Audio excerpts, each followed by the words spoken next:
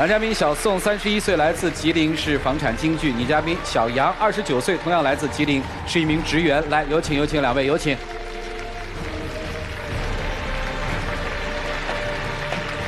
欢迎两位哈，手里拿的什么呀？啊，这是我们的结婚证。啊，这怎么还是粘的呀？我把它撕了。谁粘的呢？我粘的。他粘的。先收你们这儿啊，马老师给大家读一下什么时候结的婚吧。啊，登记日期2015年10月14日，这也就不到半年吧？对，变了是吧？是，就是因为他变了，然后我觉得这段婚姻没法继续下去了。啊，有一次吵架，我就把结婚证给撕了。然后他也给粘上了是吧？啊，你就说他怎么变的吧。先说恋爱的时候吧。啊，因为恋爱的时候，我们的恋爱纪念日是10月13号，然后我们每个月都会过这一天。再加上情人节呀、圣诞节呀、我生日啊，一年大大小小的过这种节日得过几十次。然后结婚了以后呢，就赶上一次情人节，他连情人节礼物都没给我准备。那不也是也过了吗？再说咱赶到过年，创亲戚，时间也早，整天在一起，然后正好抽点空，还赶上情人节，咱俩一起溜达，突然间还遇到你妈了。那没办法，咱仨人一起过的，咱也是喝点咖啡，也吃点饭，不也挺好的吗？过挺开心。我说的是礼物，情人节礼物你没给我准备。那恋爱的时候7年，你怎么每年都能给我准备？什么结婚就一个纪念日你就不能给我准备呢？姑娘把自己都给你了，还要什么礼物？有什么忙的呀？那咱们逛街的时候，大街上那么多卖玫瑰花的，你就买一朵呗。我也不是说要什么贵重的礼物，就1朵2朵玫瑰花你还买不了啊？不，你妈在身边，我哪好意去买那些东西啊？那有什么不好意思的呀？那我妈的话也不是第一天的话认识咱俩在一起腻歪的时候，我妈也不是没见过。大不了你给我和我妈一人买1朵完事儿了呗。好，这事儿过吧啊。就是礼物吗？那赶巧了，你看就一个，以后注意啊。还有就是我过生日，以前恋爱的时候，每年过生日都会给我准备惊喜呀、浪漫的礼物啊什么的。今年你生日过了吗？刚过完，今年我过这是一个生日，他连礼物都没给我买，然后给我买一个那个蛋糕，蜡烛还整没了。我又不是有意的呀，当时买蛋糕的时候都配好了，那着急下班回来上饭店，那忙来忙去的。落在哪儿我也不知道，有蛋糕吃不也挺好吗？大哥，蛋糕是得吃，是吹蜡烛的，谁过生日不吹蜡烛啊？谁不许愿呢？那你干吃啊？不是一个蜡烛多大小事儿啊？就这事儿小吗？那你说在一起7年，我每次过生日你怎么都能准备呢？那结婚怎么就准备不了了呢？蛋糕不也是礼物吗？蛋糕是礼物吗？蛋糕是蛋糕，礼物是礼物。我说的是蜡烛的事儿。什么事儿你都不能体谅一下？我怎么体谅啊？大哥是你变了，不是我。婚前的话对我那么好，那海誓山盟哪去了？结婚以后就赶上这么一个生日，那怎么就能丢呢？那你要提前准备，那就能丢吗？谁都有不小心的时候，我也不是故意的，对不对？就是你不上心。这事儿就过了吧。这些都是小事儿啊，然后我就是觉得他态度不好，你要哄我2句，这事儿就过了。我也不是就是因为小事儿就不讲理的人，还有大事儿呢。然后钱的问题，我俩在一起吧，就是结婚前他就跟我说了，以后结婚以后钱归我管。然后结婚以后他就变了，每次吵架的话都要跟我争夺财产权。他花钱就不算计，整天大把大把的花着。你个儿挣多少钱不知道吗？哎，他都花什么大钱了？你像他前段时间，买了一个貂皮大衣，然后又买了一些珠宝，再说因为婚前之前吧，珠宝咱也买完了啊，过后刚婚后没几个月又买了这些东西，咱去掉生活费，你每月加这个东西，加起快2万块钱了，才结婚几个月呀？处对象的时候，在一起的时候，你怎么不管我花钱呢？我那个时候花的比现在还多呢。那时候你怎么不管呢？不就是那个时候我俩那个时候就是经济独立，然后我俩各花各的就算约会的时候也是就算是 AA 吧。然后有的时候还说我会打扮，有品位，有这好那好的，从来不管我的花销，因为我没花他的呀。这结婚以后2个人钱放在一起了，就总说我花的大。我也已经很努力了，因为在恋爱的时候吧，我花的比现在还多。然后结婚以后呢，我就尽量的降低我的那个消费水平，但是我不可能有1个月5000块钱一下降低到1000吧，我也在努力，我得慢慢降低。这结婚才几个月呀？那是你让我飞速前进呐？那咱不得现实点吗？因为咱俩刚处于事业爬坡的阶段，每月这么大把大把花，谁家受不了？咱俩不可能每月挣点钱都搁老本往里添吧？我是每个月吗？我不就买1件衣服吗？再说那1件衣服我也不是穿1天，我今年穿完明年还穿呢。那东北死冷的，谁没有啊？那你让我穿啥呀？没别的事儿了吧，姑娘？还有，就平常也不关心我，也不安慰我，也不体贴我。恋爱的时候对我百般的好，完结婚以后就是大变样，180度转变，这谁能受了啊？这差距也太大了啊！举个例子吧，就是结婚不是拜年的时候，就是今年。过年嘛，拜年的时候，我们那个习俗就是新婚过年去拜年，然后那个每家亲属都会给红包。当时我俩商量好了，我俩的年假也比较短，然后也不想去挨家麻烦那些亲属，然后就不去各家拜了。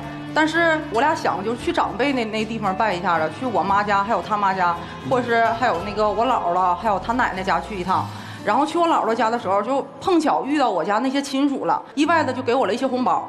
然后我当时是推脱不拿的，后来就硬塞给我的，我就收下了。等着到他奶家呢，我也是大包小包礼品带去的。然后也给他们家那些晚辈准备了一些红包。结果我是花着钱去的，我1分钱红包没收着，我回来了。回来以后，我这些同事啊、朋友啊，因为我朋友之间也是有那个今年结婚的，都问我合计给没给你买什么？我说什么都没买。其实我特别没面子，我也不是在乎这点红包的钱，因为毕竟我们商量好了嘛，说谁家都不去。我就是心里特别不舒服，回来我就是跟他叨叨几句，我就觉得他能安慰我2句，这事就拉倒了。你说我要真在乎钱，能跟他在一起吗？然后我就回来跟他说几句吧，我也没吵吵，他都跟我吵起来了。咱俩之前说好的，我家那边亲戚吧不太富裕，不想给人亲戚添麻烦，因为咱们去人家吧，大包小零的拎的东西去，人家还得给他准备彩礼钱，对不对？然后挺麻烦的，就谁家也不去，都说好的事情。那到你老家也赶巧，你家亲戚都聚在那起了，然后给咱俩钱，然后你还非得要，我说不要你还不干，对不对？我什么时候不干了？我也是不要，人们硬塞给我怎么办呢？那你拿着干嘛呀？不拿就完了呗。再说回我奶家，你到我奶家，我奶就自己一个人，回头看到我姑在那儿了，也是给你钱了，对不对？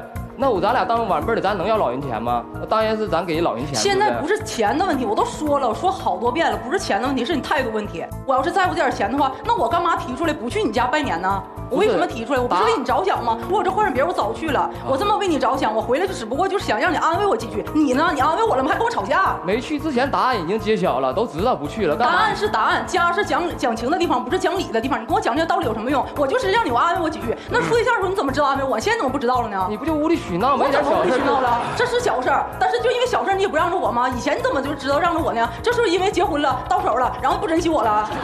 我觉得你不知道，他总是有点小事。你说我错了不就完了吗？他没有说我错，还跟我吵架。你说，哎，我错了。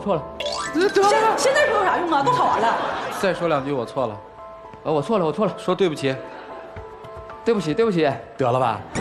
你看，完了吗？就这么点事儿啊？这是什么事儿啊？不是事儿，挺多呢。就这种事儿，几乎天天发生。在家谁做饭？你知道吗？主持人他做。我做。行，不错。那他还觉得我变了呢，说我这不好那不好的啊。这做饭这事儿没变吧？谈恋爱的时候没涉及到做饭的，因为我俩虽然在一起7年，但是没在一起生活过，不涉及到就是生活中琐碎的事儿。然后那个时候他就说了，说结婚以后要是在一起生活的话，他做饭啊。然后这结婚以后兑现了吗？到兑现了，但有的时候他要下班晚了，我也做，但我不会做菜。不会做菜，那你做什么饭呀？就是做饭呗，然后菜等着他回来做，或者是懂了，做家务嘛。家务的事我倒是结婚的时候承诺过也无所谓的事情。你都做了吗？我一直在做了，对。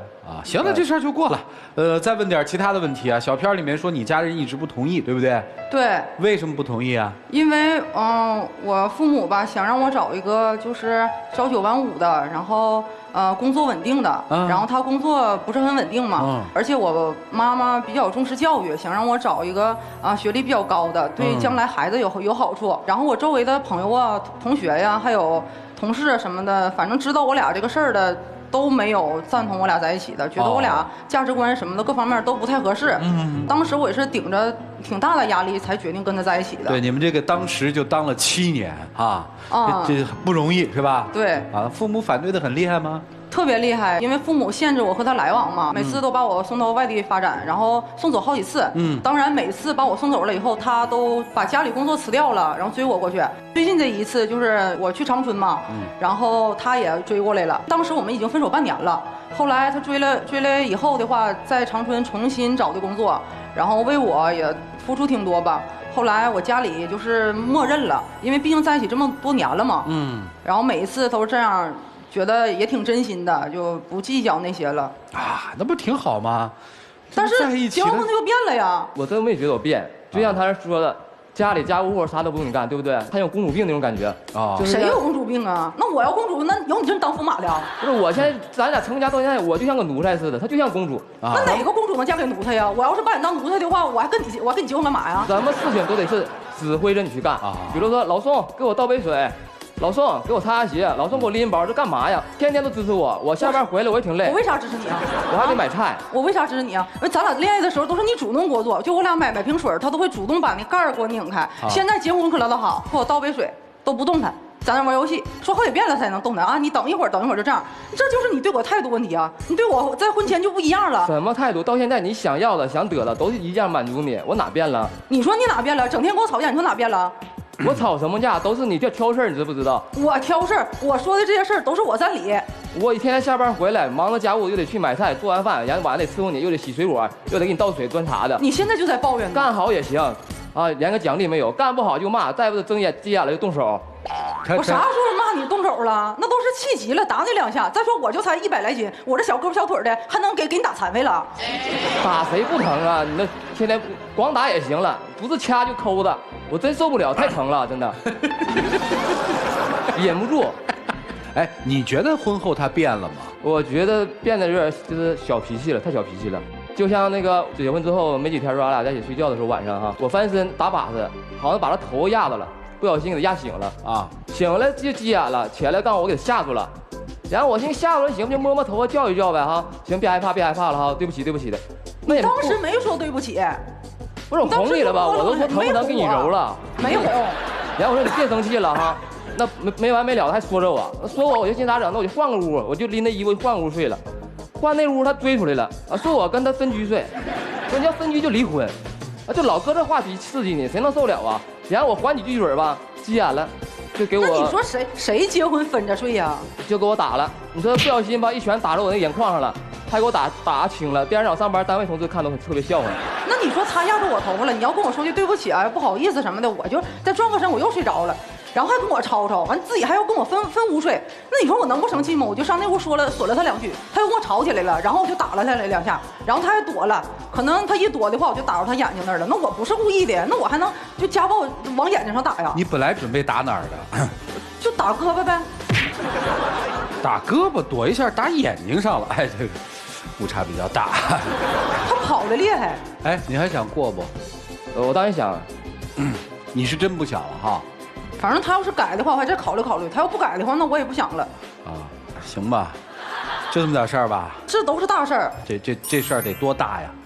那你说我背着家里的所有人的反对，然后和他在一起，当时的话我都哭多少次，他也不是不知道。然后所有人都不同意。当时我家里头为了拆散我俩的话，把我送走多少次，我也是换了很多次工作。是。然后所有人都说都不同意我俩在一起的时候，我就自己。硬着头皮非要嫁给他，所以你现在回过头去看家里人说的话，是不是有道理？觉得特别有道理，是吧？你看看就是这样的吧。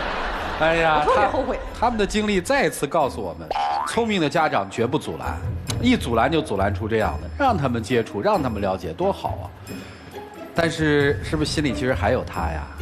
对呀，因为毕竟在一起7年了嘛，有感情的，而且我俩在一起，我还是初恋，我觉得我把宝贵的青春什么都给他了，然后他现在还对我这样。不是我哪里对你不好了？我到现在该做的还是做。你就是对我不好了，你总跟我吵架，对我不好。以前就是总哄我，现在哄都不哄我，就跟我对着吵。现在什么事都依着你，你说买什么就买什么，你说去哪儿去哪儿。那依着我，你还跟我吵？说了，他说什么你说是。现在你还跟我吵呢？再说你干点活你就开始抱怨，这种男人要他干嘛呢？那不是因为在一起时间久了有感情吗？你看看，那没办法了。3位，你们看怎么办呀？一起进入丘比特问卷。男孩，原来有距离，啊，所有他的撒的小脾气，他不讲理，你看起来虽然有点委屈吧，但是那么的可爱，是吧？确实挺可爱的，就那么娇嗔，对不对？现在发现成天在一起，睡觉打下脑袋都没完没了，有点烦。一烦就有点不耐烦，一不耐烦就没原来态度好，对吗？好。你现在这种状况，你觉得还会持续多久？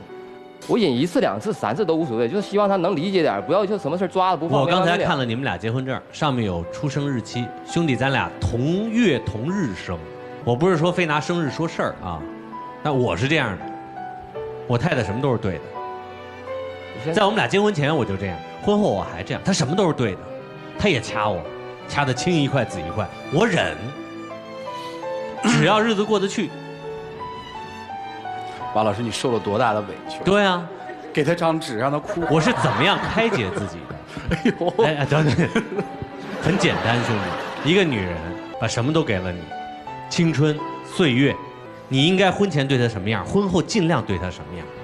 将来她还给你生儿育女呢，你受点委屈算啥呀？打就打2下，掐就掐2下，说好话是一件特别容易的事儿，又不花钱。我就是秉承这样的态度跟我老婆相处的，我不是夸自己啊，只要她生气，我怎么着都在睡觉前把她哄好喽，绝不隔夜仇。我俩吧，就是有时候我就不会。你记住我这一点，绝没有隔夜仇。嗯，不管自己有多对，都是我的错。女人没有不被哄好的。再说你老婆这样，一看也是一个容易哄的女孩。面对这种女孩，哎呀，坚持不要脸就 OK 了。你那点面子有那么重要吗？待会儿记住，无论她说什么，你就跟赵超老师刚才教你似的，我错了，是我不对，我下回改，这是最有力的武器。嗯，比花钱什么的就对，管用多了。记住啊，马老师的意思就是记住了，夫妻之间没有什么面子不面子。对，作为男人要放下面子，是吧？嗯，然后说女孩几句哈。嗯，任何一男人身上都有一堆臭毛病，没有十全十美的，完美如曲伟者一堆坏毛病，对吧？看上去很帅气，身材健康，对吧？然后谈吐幽默，骨子里坏透了。他老婆也忍了这么多年，你找不到完美的男人。那我既然选了，也要坚持走下去。以后还会吵，对吧？但有一个原则，我告诉你，我跟我老婆从来没说过离婚的事儿，我们俩也吵也打，但是我太太一次离婚都没提过，因为我们在婚前就说好了一个原则，再怎么打，在家里打，再怎么吵，不提离婚。一提离婚，真伤感情了。一提离婚，提着提着，假的就变成真的了。OK， 我说完了。哎，谢谢马老师啊。女孩问你个问题啊，7年跟他在一起，他身上什么毛病，他什么缺点什么优点，我相信你了如指掌。那时候反正没在一起生活过，这些生活当中的缺点还没发现，就觉得对我挺好的。我不相信仅仅是没有生活在一起，最关键的是说你现在结婚了。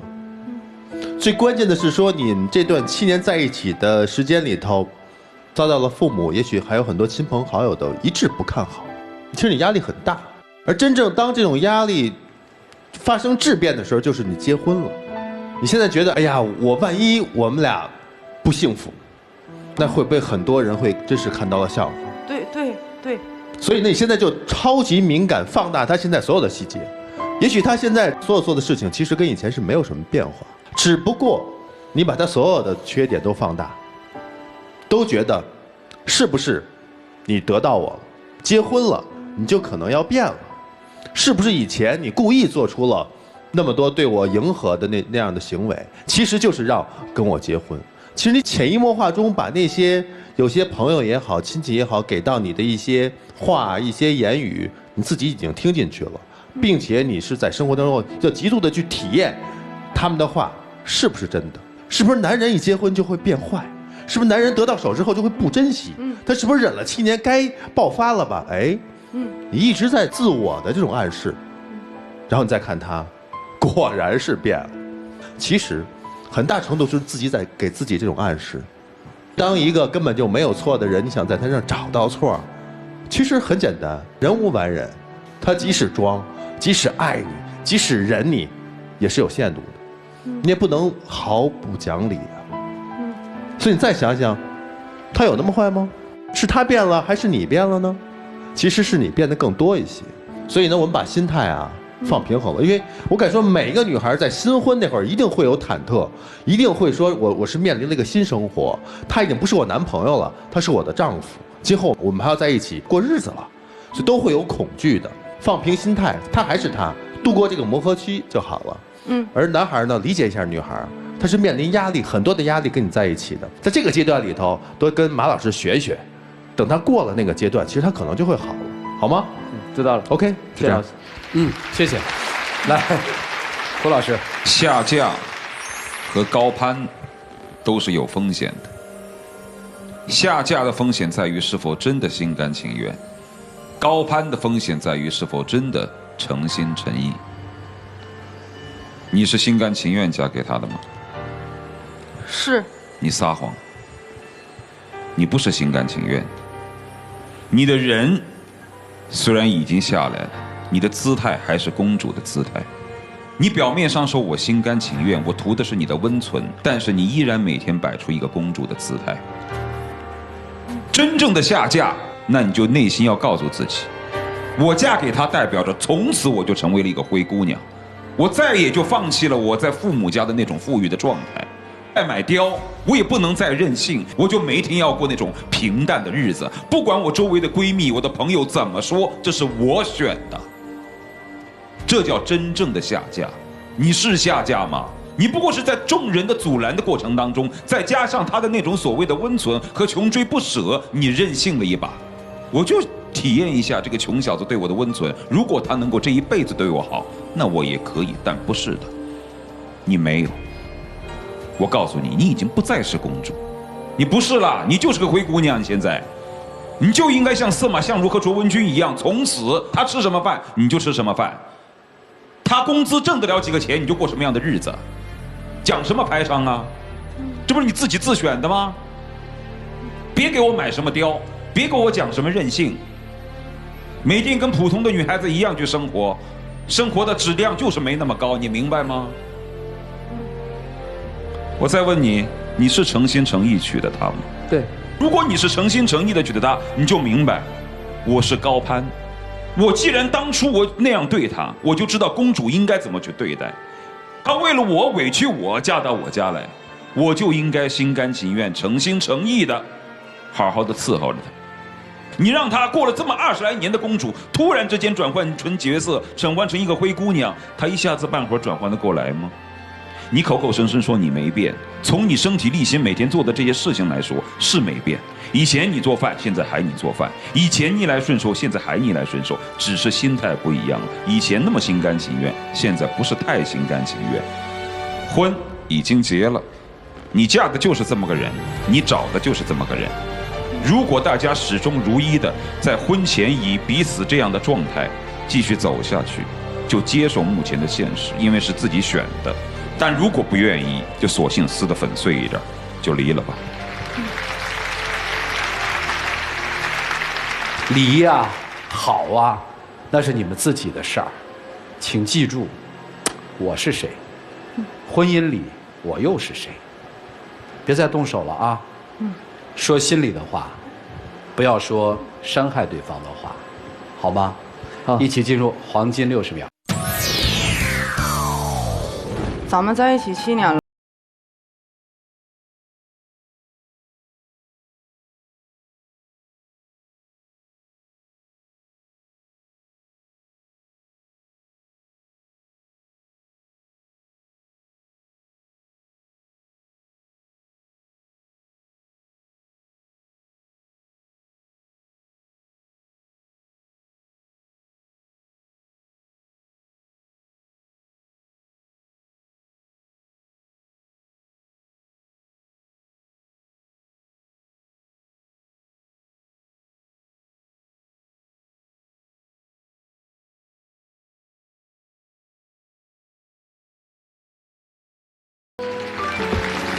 考虑考虑吧。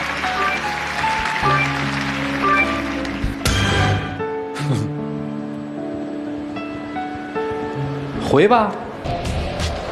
嘿嘿。来，请关门。苦苦相恋了7年，步入婚姻不到半年的时间，就吵成这样。其实这样的话，我们在现实生活里面听的挺多的。你听的最多的就是2个好像挺相爱的人，有一天突然说：“哎，你怎么就变了呢？”我要问的是，谁会不变呢？当你看到一个更加真实的他的时候，你愿意拿出真实的你，跟他好好相处吗？这大概是一个大的课题。下载使用甜甜圈，提出情感问题，就会得到导师们的在线解答，并且有机会在爱宝节目中得到图里1对1的指导。使用微信摇电视参与互动，点击左上角的宝箱抽取现金卡。关注我们的节目信息，请关注新浪娱乐、腾讯娱乐、搜狐娱乐、网易娱乐、凤凰娱乐。欢迎登录优酷、土豆、腾讯视频、搜狐视频、乐视网、PPTV、趣力、爱奇艺收看节目的完整内容。接着咱们就看看这一对怎么选呗，请开门。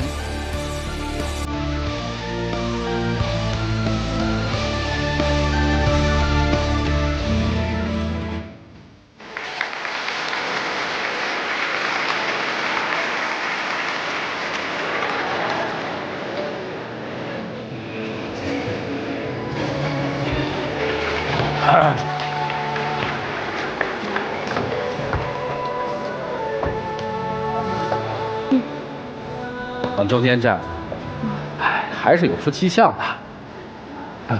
那2步小跑充分说明了，哎，你们俩干嘛？要分吗？这是，手拉手啊。那2步小跑充分说明了他在生活里是怎么对他的。有请我们的小花童，有请。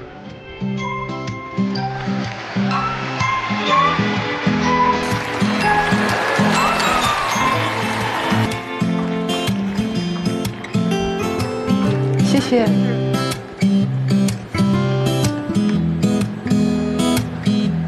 要保湿，易背诗，好好过日子啊！来，接下来我们见证属于他们自己的那点小浪漫吧。各位，请见证。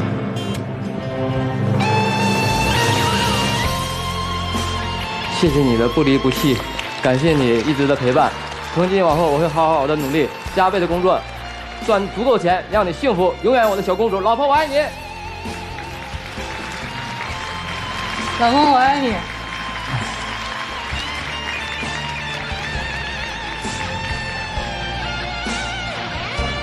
亮灯吧！